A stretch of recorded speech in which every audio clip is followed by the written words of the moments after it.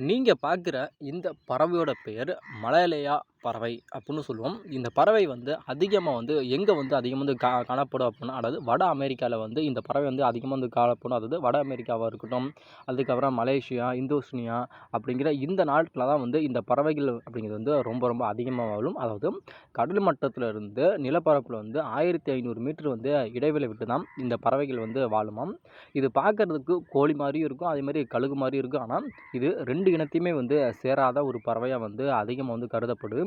இதோட வாழ்வே வந்து ரொம்ப ரொம்ப ஒரு வித்தியாசமான ஒரு வாழ்க்கையா இருக்கும். அது எந்த ஒரு பறவையா இருந்தாலும் முட்டையிட்டுச்சுன்னா, அந்த முட்டையிட்டு அத அடை காத்து அது குஞ்சு பொரிக்கும். ஆனா, இந்த பறவை அப்படிங்கிறது வந்து ரொம்ப ரொம்ப ஒரு வித்தியாசமான ஒரு பறவை. அதாவது எரிமலையோட அந்த கதிர்வீச்சுகள் இருக்குல்ல, அங்க தான் போய் அதாவது எரிமலை இருக்குன்னா, அது பக்கத்துல தான் போயிட்டு இந்த பறவை என்ன பண்ணும் அப்புட்ன்னா முட்டையிடுமாம். முட்டையிட்டு 1லிருந்து 5 முட்டை வரைக்கும் தான் இந்த பறவை வந்து முட்டையிடுமாம். ஆனா, அந்த முட்டைய வந்து இது வந்து உட்காந்து பறிக்காது. அதாவது விட்ட உடனே வந்து அந்த பறவை வந்து அந்த முட்டைய வந்து அப்படியே வந்து விட்டுட்டு போயிருமாம். அதுக்கப்புறம் அந்த எரிமலையோட பக்கத்துல இருக்கனால அதோட வெப்பத்தினாலேயே அந்த குஞ்சு தானாவே வெளியில வந்து, அதுக்கப்புறம் அந்த பறவை வந்து தானா வெளியில வந்து எந்த ஒரு உணவுமே தேடாம அது தனக்கு தானே உணவு தேடி அது தன்னிச்சையா வாழக்கூடிய ஒரு மிகப்பெரிய ஒரு பறவை இது.